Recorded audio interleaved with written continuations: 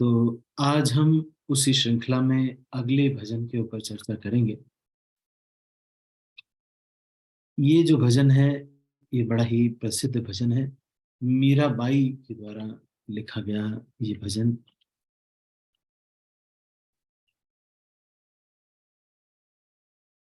सारा जो ये खेल है इस ये भजन में, वो मन का है।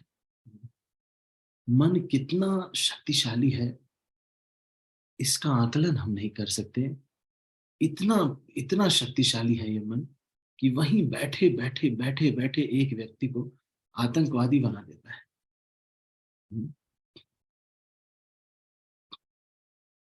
अफगानिस्तान से वो फेसबुक पे कांटेक्ट करते हैं एक मुसलमान लड़के को, और उसको फीड करते रहते हैं कि इस्लाम ऐसा है, इस्लाम ऐसा है, और इस्लाम में यही ये होता है, और इस्लाम में ये होता है।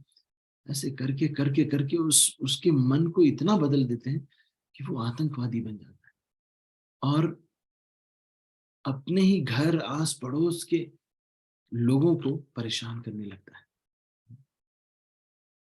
ये मन बड़ा सावधान, बहुत बहुत बहुत नियंत्रण करने की बात है इस मन को। नहीं तो ये मन हमसे क्या क्या करवा सकता है, हमको कोई अंदाजा नहीं। हम क्या क्या निर्णय ले लेते हैं इस मन की वजह से, हमको कोई अंदाजा नहीं। एक बात तो मैंने आपको जब बताई कि अगर ये मन कभी भी इन चार चीजों के पीछे भाग रहा है, तो समझ लेना कि ये मन गलत कह रहा है। एक तो प्रचार रोकने के लिए, हरिनाम ध्यान पूर्वक न करने के लिए, भक्ति के कार्यों को ध्यान पूर्वक न करने के लिए, भक्तों का संग और भक्तों का आश्रय छोड़ देने के लिए, और अपनी जो नित्य रेगुलर जो सेवा कर रहे हैं उसको छोड़ने की। ये मन जब कहता है, या उसमें चेतना भिन्न करने का ये मन कहता है, तो एक व्यक्ति को ये समझ लेना चाहिए कि मन जरूर कुछ गड़बड़ कर रहा है। तो आखिर इस मन के चक्रव्यूह से बाहर कैसे आए? कैसे ऐसा हो कि मन कभी ये कहता है, कभी वो कहता है, कभी ये कहता है, और इस उधेड़ बुन में कभी कहता है नहीं नहीं इसके मतलब हाँ इनको दो थप्पड़ मारना। फिर उसके बाद इस तरह से एकदम से मन जो है, नहीं नहीं ये गलत हो रहा है, हमारे साथ बहुत अन्याय हो रहा है। फिर एक समय ये मन कहता है कि कितना अच्छा लग रहा है सब कुछ। ये कितने अच्छे हैं, वो भी कितने अच्छे हैं। एक दिन जिसको हम बहुत अच्छा कह रहे थे, आज उसको हम बुरा कहते हैं, और जिसको हम बहुत बुरा कह रहे थे, आज वही बड़ा अच्छा दोस्त हो गया है। ये सब हो क्या रहा है? मन एव ही मनुष्याणाम कारणम बंध मोक्ष। मन ही है जो कि इन मनुष्यों का बंधन का और मोक्ष का कारण है। इसलिए इस मन को बड़ा नियंत्रण में रखना चाहिए। इसके ऊपर दो तीन बॉस बिठाने चाहिए। दो तीन बॉस, मन के आदेश का पालन करने से पहले नहीं, मन में विचार आने से पहले, मन में जो विचार आ रहा है उस विचार को भी आने से पहले इसके ऊपर दो तीन बॉस बिठाने चाहिए। बॉस कौन बॉस है? वो सबसे पहले, सबसे पहला जो बॉस है, वो जो मैंने आपको बताया, अपने जो चार चीजें हैं, इनके बारे में अगर मन बात कर रहा है, तब तो डिशोम डिशोम डिशोम, तब तो उस मन को गोली मार देनी चाहिए। नहीं, ये तो बहुत गलत कह रहे हो तुम। अगर आपका मन ये कहता है कि चलो ध्यान पूर्वक नहीं करते, सेवा ध्यान पूर्वक नहीं करते, भगवान के भोग को ध्यान पूर्वक नहीं लगाते हैं, कुछ इधर उधर करते हैं, आज बिना तुलसी के ही लगा देते हैं, या फिर भोग लगाएंगे प्रणाम वणाम नहीं करेंगे, या फिर भोग लगेगा भी एक मंत्र पढ़ देंगे, गुरु के मंत्र से भी हो जाता है।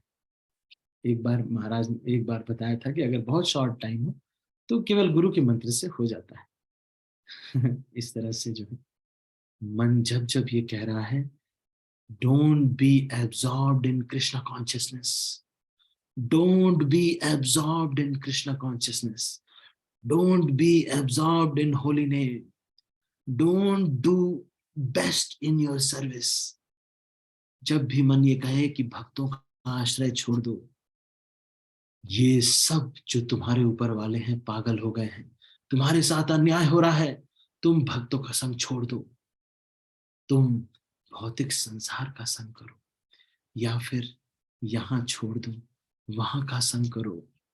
जब जब ये मन ऐसा कहता है, जब जब ये मन कहता है कि देखो प्रचार बढ़ेगा, तो फिर आगे चलकर प्रचार जब बढ़ जाएगा तो तुम क्या होगा? सब कुछ फायदा नहीं होगा तुम्हें। सब भक्त लोग तो प्रभुपाद जी की जय बोलेंगे, तुम्हारी जय तो कोई नहीं बोलेगा।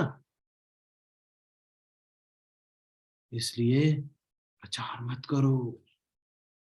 ज्यादा लोग नहीं बढ़ने चाहिए, बस थोड़े बहुत, थोड़ा नाम रहे कि तुम हो, बस मेन हो, लेकिन प्रचार मत बढ़ाओ।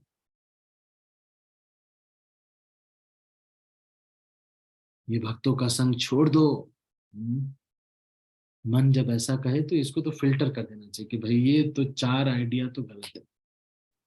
अब उसके बाद भी मन जब कुछ कहे तो इसको कर्तव्य, इसके ऊपर कर्तव्य को बिठाना चाहिए कि इस क्षण पे, इस रोल में मेरा कर्तव्य क्या है। मैं ये हूँ, है ना? वास्तविकता में मैं दास हूँ, मेरा कर्तव्य क्या है। मान लो किसी पत्नी ने किसी पति को कुछ कहा, फिर उसके बाद उसने एक दो बार और कुछ कह दिया, बहुत कुछ कह दिया, लेकिन मन ये कहेगा कि अच्छा, इतना ये मुझसे कह रही है, अब इसको बताते हैं। हम्म, इसको बताते हैं कि क्या होता है। छोड़ देंगे ना तो खाना भी नहीं मिलेगा। हम्म। इस तरह से मन बहुत सारा कुछ बोलने के लिए, कहने के लिए, रिस्पांस देने के लिए कहेगा। हम्म, मन तो बस ये चाहता है कि कृष्ण नाम में, भगवान की सेवा में अपना 100% न दे और इसको बचा करके माया की सेवा में लगाए। ये मन हमारा दुश्मन है। अगर इस वाले कर्तव्य के फिल्टर से भी मन ऊपर चला जाए, तब मन को अपने गुरु का फिल्टर देना चाहिए, किसी गाइड के आश्रय में रहना चाहिए, कि उस उनको पूछना चाहिए कि ऐसे हो रहा है, ऐसे हो रहा है। हम्म, बहुत बहुत भाग्य से कोई व्यक्ति मिलता है जो हमको आध्यात्मिक जीवन में आगे बढ़ाता है। इसलिए ये मन के ट्रिक को समझना चाहिए, इस धोखे में नहीं आना चाहिए। ये मन हमारा दुश्मन है। तो मीरा बाई ये कह रही हैं कि ऐसी लागी लगन, मीरा हो गई मगन, वो तो गली गली हरि गुण गाने लगी, महलों में पली बन के जोगन चली, मीरा रानी दीवानी कहाने लगी, कोई रोके नहीं कोई टोके नहीं, मीरा गोविंद गोपाल गाने लगी, बैठी संतों के संग रंगी मोहन के रंग, मीरा प्रेमी प्रीतम को मनाने लगी, राणा ने विष दिया मानो अमृत पिया, मीरा सागर में सरिता समाने लगी, दुख लाखों सहे मुख से गोविंद कहे, मीरा गोविंद गोपाल गाने लगी। तो ये मीराबाई का भजन है। मीराबाई जो है वो पिछले जन्म में माधवी गोपी है। मैंने आपको इनके बारे में बताया। तो ऐसा नहीं है कि मीराबाई कोई अपसंप्रदाय है, बस ये है कि अनुकरणीय आचरण नहीं। इसी तरह से हमारे भी संप्रदाय में ऐसे आचार्य हुए हैं जिनका आचरण हम अनुकरण नहीं कर सकते। जैसे वंशीदास बाबा जी महाराज। तो कोई उनके आचरण को कॉपी नहीं करता था। गौरीदास पंडित, कोई उनके आचरण को कॉपी नहीं कर सकता। गौरीदास पंडित जो बोल रहे हैं, विग्रह को बोल रहे हैं, और चैतन्य महाप्रभु भी हैं, बोल रहे हैं तुम जाओ तुम रुको, तुम रुको तुम जाओ। ऐसे करके कौन बात कर सकता है? वंशीदास बाबा जी से मिलने के लिए भक्ति सिद्धांत सरस्वती ठाकुर ने अपने शिष्यों को मना किया, कहा कि तुम लोग ज्यादा लोग उनके पास नहीं जाना क्योंकि उनके आचरण को तुम समझ नहीं पाओगे। उसी तरह से ये मीराबाई के आचरण को हम कॉपी नहीं कर सकते, इनके आचरण को हम समझ नहीं पाएंगे कि ये कौन है, ये क्या कर रही हैं। हम्म? इसलिए जो भी ये कर रही हैं उसको अनुकरणीय नहीं। इस भजन में देखिए मीरा भाई ये कह रही हैं कि ये रुचि कैसे आती है, किसी भी चीज में रुचि कैसे आती है। हरिनाम में, श्रवण करने में रुचि कैसे आएगी। मेरा तो इंटरेस्ट नहीं है इन सब चीजों में। मेरा मन तो बस यही भाग प्लान बनाता रहता है कि अच्छा इन्होंने ये आगे बढ़ रहे हैं, इनको नीचा दिखाना है। अच्छा, हाँ इनको, अच्छा वहां से इनको एक दिन में ऐसा श्राप दूंगा इनको, या फिर इनको श्राप देता हूं, आज के बाद कभी भी इनका नया घर नहीं बनेगा। बस जितना घर बनवा लिया इन्होंने, बनवा लिया, बिल्डिंग पे बिल्डिंग बनाए जा रहे हैं।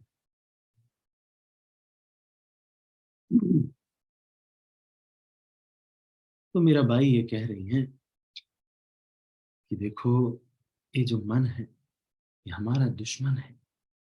मन जाने क्या क्या प्लान करवाता है और जाने क्या क्या करवा सकता है। बहुत शक्तिशाली है ये मन, लेकिन इस मन को इस लगन में लगाना ही पड़ता है। तो मेरा भाई क्या कह रही हैं कि जितने भी महान भक्त हुए, अगर आप वास्तव में इस शरीर को, इस मनुष्य देह को सार्थक करना चाहते हैं, तो महाजनों ये न गता सपंथा। जो भी महाजन जिस चीज का आनंद ले रहे थे उसका आनंद आप भी लीजिए। आप वो चीजों में रस लीजिए जो शुद्ध भक्त जिस चीज में रस लेते हैं। महाजनों ये न गता सपंथा। जैसे कि गदाधर पंडित जब श्रीमद् भागवतम का उच्चारण कर रहे हैं तो बोलते बोलते आंसू आ जा रहे हैं और पूरा भागवतम गीला हो जा रहा है। ऐसा कब हम भागवतम सुनेंगे। तो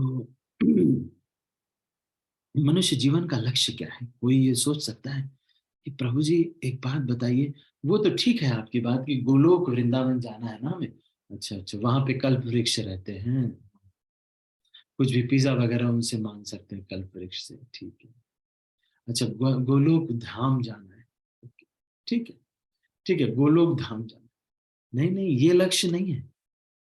लक्ष्य तो ये है, रूप रघुनाथ पदे होई बेआकुति,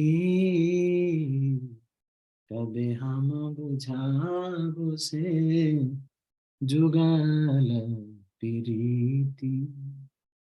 हम्म? कह रहे हैं कि वो तो बहुत फ्यूचर का लक्ष्य है, अभी का क्या लक्ष्य है। अभी का क्या लक्ष्य है कि ये जो रूप सनातन गोस्वामी है, ये लोग जैसे रहते थे, जिस चीज में आनंद लेते थे, वही रुचि मेरी उत्पन्न हो जाए। कृष्णोत्कीर्तन गान नर्तन परव प्रेमामृताम भो निधि, धीरा धीर जन प्रिय भूय भो भारावहन तारक।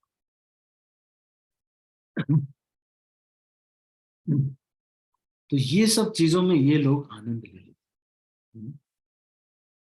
तो उसी चीज को यहाँ पर देखो मीरा बाई भी ये कह रही है कि भगवान का गुणगान कर रही हैं और भगवान का गुणगान गा रही हैं। बड़े महल में पली हैं लेकिन फिर भी एक जोगी के जैसे मीरा जो है भगवान कृष्ण के प्रेम में हो गई। प्रेम की परीक्षा कब होती है, जब सैक्रिफाइस करना होता है तो परीक्षा होती है, जब त्याग करना होता है तब उस प्रेम की परीक्षा होती है। ऐसे प्रेम की परीक्षा नहीं होती। बहुत कृष्ण के लिए बहुत प्रेम करते हैं, हम बहुत प्रेम करते हैं प्रभु जी, इसलिए भगवान को ना हम बहुत स्पेशल स्पेशल केक बना करके और बहुत अच्छी अच्छी चीजें बना के हम खिलाते हैं। तो अच्छी बात है, लेकिन इसमें तो अपना फायदा है कि भगवान तो देख के खा लेंगे, केक तो मेरे ही पेट में जाएगा। हम्म। इसमें ज्यादा सैक्रिफाइस नहीं है, इसमें मतलब है सैक्रिफाइस, इसमें मैनेजमेंट किया गया है। थोड़ा मैनेजमेंट किया, उसमें अपना फायदा है। या फिर कोई भक्त ने क्या किया कि भाई प्रभु जी 50% मैं अपनी सैलरी आध्यात्मिक उसमें मैं देना चाहता हूँ। फिर क्या किया, 50% सैलरी, 20,000 रुपये सैलरी थी, 10,000 में क्या किया, 5,000 यात्रा में, अपनी यात्रा में लगा दिया। 5,000 में घर में जो पूजा वगैरह होती है, अगरबत्ती वगैरह लगता है, उसमें खर्च कर दिया। बोला कि भाई देखिए 50% तो हमने लगा दिया।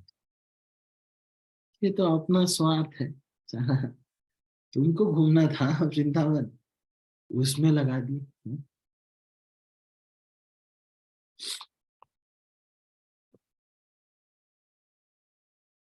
लेकिन जब सैक्रिफाइस करना पड़ता है, उस चीज को सैक्रिफाइस करना है जिससे आपको प्रेम है, जिससे आपको बहुत आसक्ति है, जब उससे सैक्रिफाइस करना पड़ता है,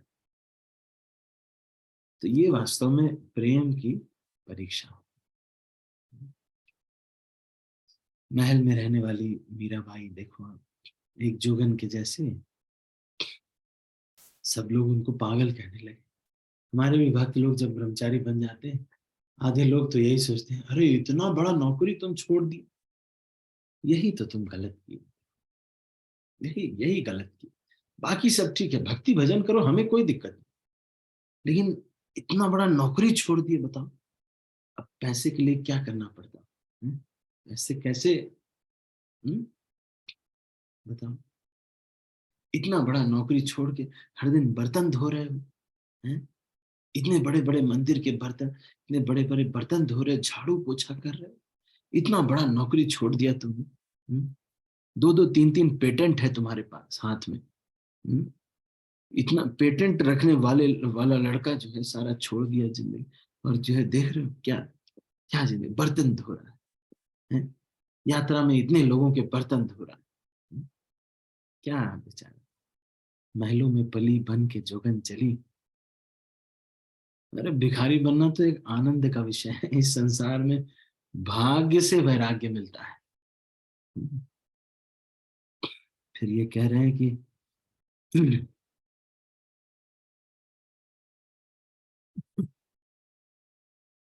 कोई उनको रोक नहीं पा रहा है।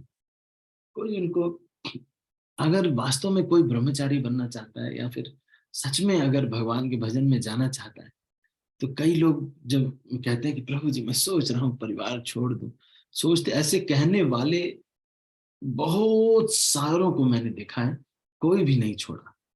सब लोग केवल नाटक कर रहे थे। एक व्यक्ति को मैंने बोल दिया, बहुत बड़े बिजनेसमैन थे, तो अभी भी हैं, तो उन्होंने कहा कि प्रभु जी सब मोह माया है, मैं सोच रहा हूँ कि अब वानप्रस्थ ले लूं, अब छोड़ दूं सब कुछ। तो मैं कहा कि अभी इतना तो नहीं कर पाया, कम से कम इतना करिए कि मेरे साथ रहिए, मेरे साथ ट्रैवल कीजिए, कम से कम 10-15 दिन तो घर से छोड़ दीजिए। 10-15 दिन, 20 दिन, 1 महीना, 2 महीना भी नहीं छूट पाएगा, जीवन भर के लिए क्या छोड़ पाएगा। अरे पत्नी का स्पर्श इतना प्यारा होता है, चाहे जैसी भी पत्नी हो, है कि नहीं, आती है थोड़ा सहलाती है, बढ़िया बढ़िया खाने को देती है, अरे कौन छोड़ेगा पत्नी को, हैं? फिर अपने बच्चे होते हैं, कोई छोटे बच्चे हैं, पापा दर्द बाबा बोल देते हैं, बस व्यक्ति आसक्त हो जाता है।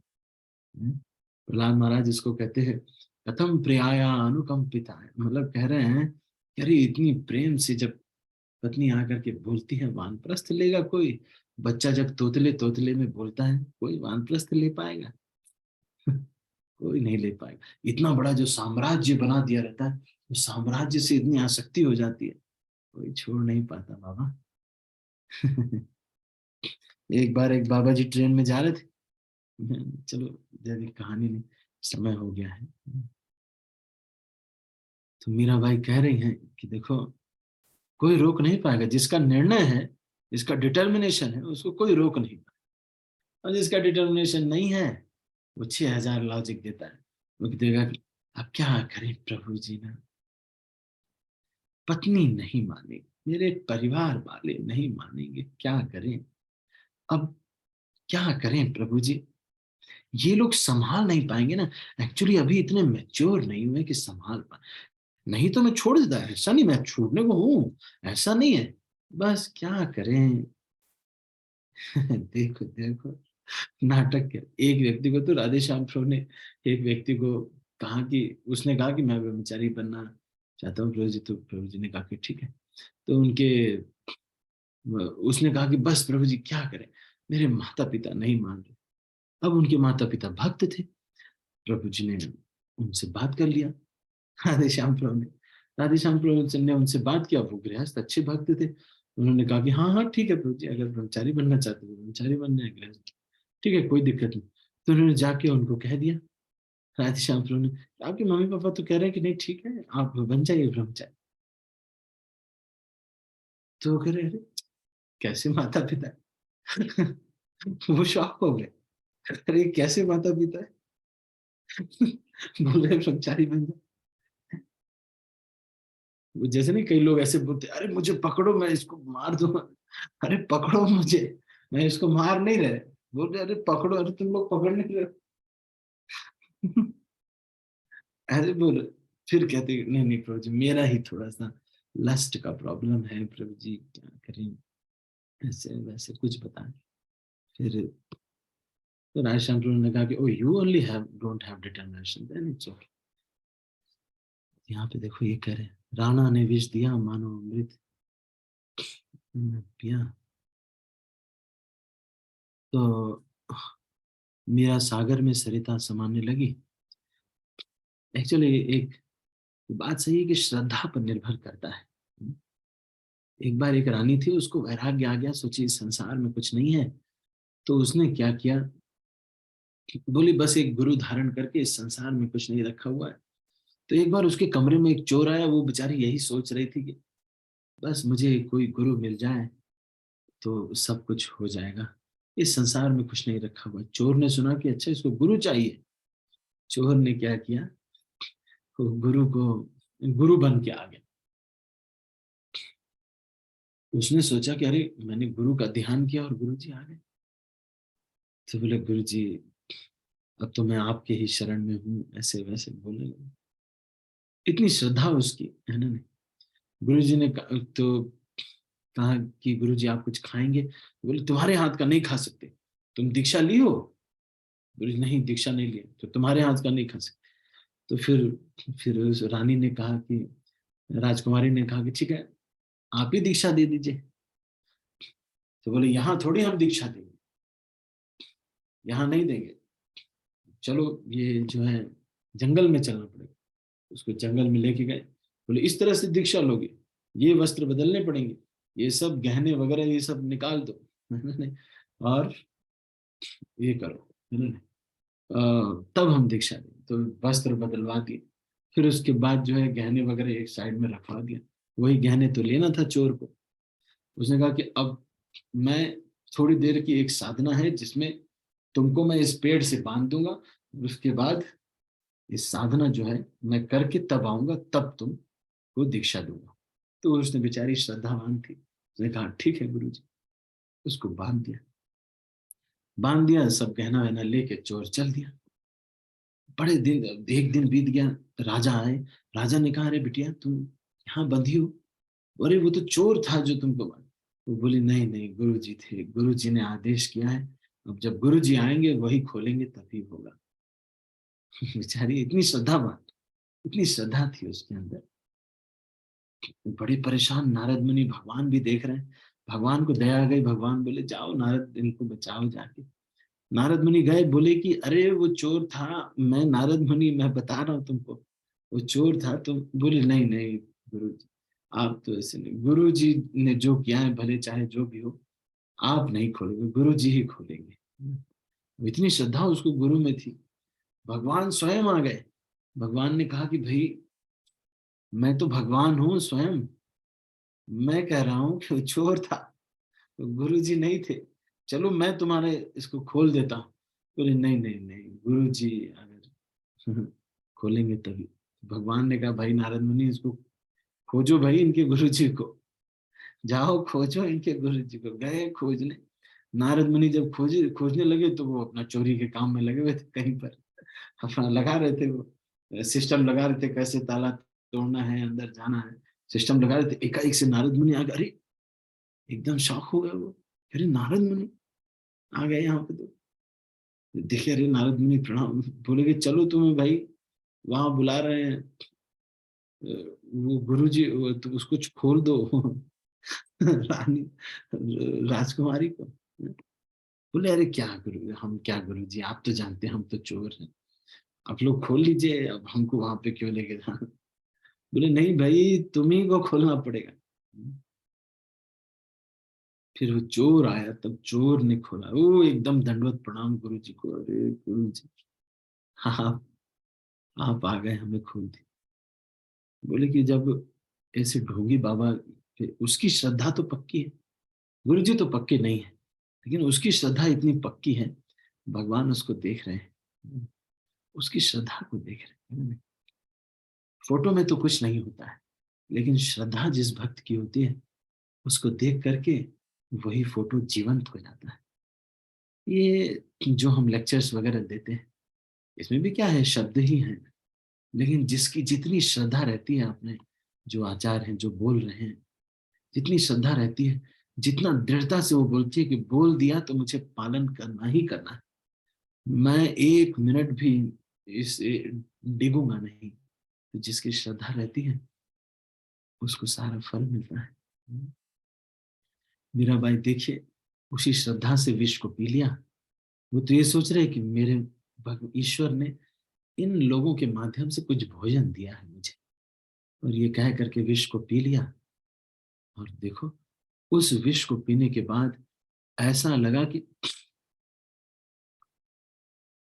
ऐसा लगा कि जैसे कोई नदी किसी सागर में मिल गई, और इतना आनंद आने लगा उस अमृत को पी करके, विष को पी करके, जिस राणा ने इनको विष दिया था। तो श्रद्धा का खेल है ये सारा, श्रद्धा से ये सब जीवंत हो जाता है। श्रद्धा होने से सारी चीजें, किताबें, श्रील प्रभुपाद की पुस्तकें, श्रीमद् भागवतम, भगवत गीता, अगर आप इस श्रद्धा के नजरिए से देखेंगे, तो कृष्ण द्वारा स्वयं बोले गए शब्द देख करके उस भगवत गीता को रोते रहेंगे कि हमारा इतना सौभाग्य है कि इस गीता को बांटने का हमें अवसर मिल रहा है। ऐसे तो मान लो 210 रुपए हैं भले चाहे, लेकिन इस गीता को बांटने का जो अवसर मिल रहा है, श्रीमद् भागवत को पढ़ने का अवसर मिल रहा है, मेरा कितना भाग्य है, हमारा कितना भाग्य है। वही श्रद्धा होने पर सब कुछ जीवंत हो जाता है। मेरी पत्नी भक्त है, भक्त है मेरी पत्नी, अगर मैंने भजन नहीं भी किया, इसने अगर गोलोक धाम चली गई तो ये बोल देगी तो मैं भी भगवत धाम चला जाऊंगा। अरे कितना अच्छा है ये गृहस्थ आश्रम, जिसमें इन संबंधियों को, जब हम भक्त जो सारे भक्त होते हैं, इनकी वजह से हम भगवत धाम जा सकते हैं। हम चाहे भजन नहीं भी किया हो ज्यादा, लेकिन ये बोलेंगे कि अरे ये मेरे हस्बैंड है, इनको भी, मेरे शुद्ध भक्त का कहना कौन नहीं माने। तो फिर देखो, इस तरह से यहाँ पे देखो, श्रद्धा की वजह से क्या, हम अपना कर्तव्य तो करें, हम अपना कर्तव्य करें, है कि नहीं। तो फिर दुख लाखों सहे मुख से गोविंद कहे, मेरा गोविंद गोपाल गाने लगे। इस संसार में कष्ट तो होता ही है, आप देखेंगे, आप जहां भी जाएंगे वहां के लोगों से आपको प्रॉब्लम होने लगी। पहले जिन लोगों से प्रॉब्लम थी, आप वहां से छोड़ के आ गए, आपने कहा कि है सब बेकार है, ये जुहू में ना सब, बॉम्बे में सब बेकार, मैं जा रहा हूँ हैदराबाद। आप देखेंगे कुछ आतंकवादी उस समय भी आपके पास आ जाएंगे, हैदराबाद में भी आपको टेंशन आ जाएगी, क्योंकि ये कहानी माया देवी लिख रही है।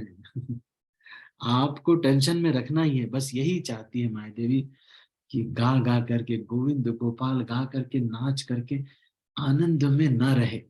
इसीलिए क्या कहती है, इनसे विवाद है, उनसे विवाद है, ऊपर वाले लोग पागल है, धोखेबाज है, तुमको धोखा दे रहे हैं, देखो नीचे वाले तुमको धोखा दे रहे, ऊपर वाले तुमको दिखा रहे, तुम्हारे परिवार वाले सब तुमको धोखा दे रहे हैं। इस तरह से कह करके माया देवी कहती है कि भजन मत करो। तो आज हमने इस पर चर्चा किया। शुरू में हमने अपने मन के ऊपर चर्चा किया कि ये मन जो है किस तरह से हमारा दुश्मन है। मन के ऊपर 3 फिल्टर लगाने चाहिए, जिसकी वजह से इसके जो 4 दुश्मन हैं उसका फिल्टर, कर्तव्य का फिल्टर, और उसके बाद एक किसी स्पिरिचुअल गाइड का फिल्टर लगा करके हमको करना चाहिए। और ये फिल्टर हमको मन में जो विचार आते हैं उससे पहले लगाना चाहिए। ठीक है, तो अभी हम इसको यहीं पर समाप्त करेंगे। आप सभी भक्तों का बहुत बहुत धन्यवाद। हरे कृष्णा। मैं सब भक्तों को अनम्यूट कर रहा हूँ। और रामचंद्र प्रभु है, रामचंद्र प्रभु मैं आपको होस्ट बना रहा हूँ। हरे कृष्ण। किसी भक्त के मन में अगर कभी कोई प्रश्न आता है, जो भी मैं सिद्धांत बोलता हूँ, इसको अगर आपके मन में अप्लाई करने में आपको, अगर आप अप्लाई करेंगे तब प्रश्न आता है। अगर अप्लाई नहीं करेंगे ना, केवल ये सोचेंगे कि अच्छा लेक्चर था, बस लेक्चर बहुत अच्छा देते हैं। ये बात है, हमारे प्रभु जी लेक्चर बहुत अच्छा देते हैं। इससे क्या होगा? इससे कुछ नहीं होगा। हमारे प्रभु जी तो हमारे प्रभु जी रहेंगे, पर इससे कुछ नहीं होगा। आप इसको जीवन में उतारोगे। गुरु वही श्रेष्ठ है जो अपने शिष्य को जो बताए उससे वो भी गुरु के जैसा ही बन जाए, वही गुरु श्रेष्ठ है। अगर कोई गुरु कहे कि देखो भाई हम तो गुरु हैं लेकिन तुम लोग जीवन भर शिष्य ही रहोगे। यहाँ पे एक नेता है, पंडित सुखराम।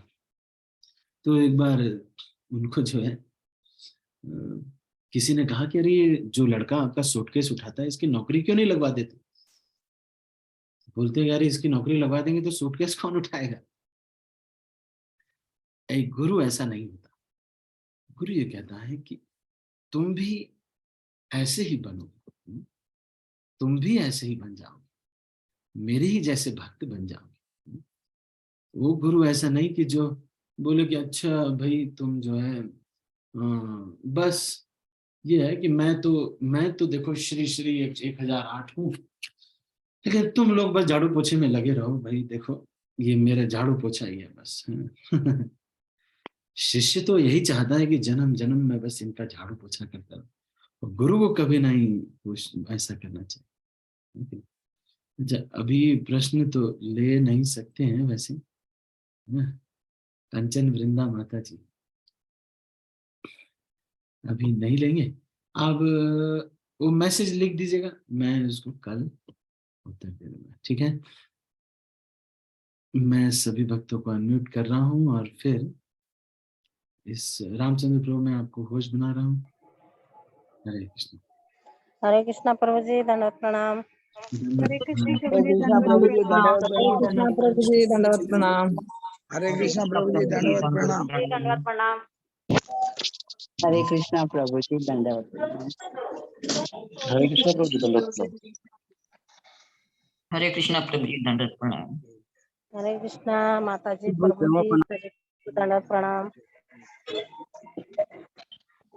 हरे कृष्णा माता जी प्रभु जी को दंडवत प्रणाम। हरे कृष्ण माता जी प्रभु जी दंडवत। चला छोटे सभी प्रभु को जी में। दंडवत प्रणाम माता जी जय प्रभु माता जी। दी। हरे कृष्णा सभी को दंडवत प्रणाम। हरे कृष्णा सभी को दंडवत प्रणाम।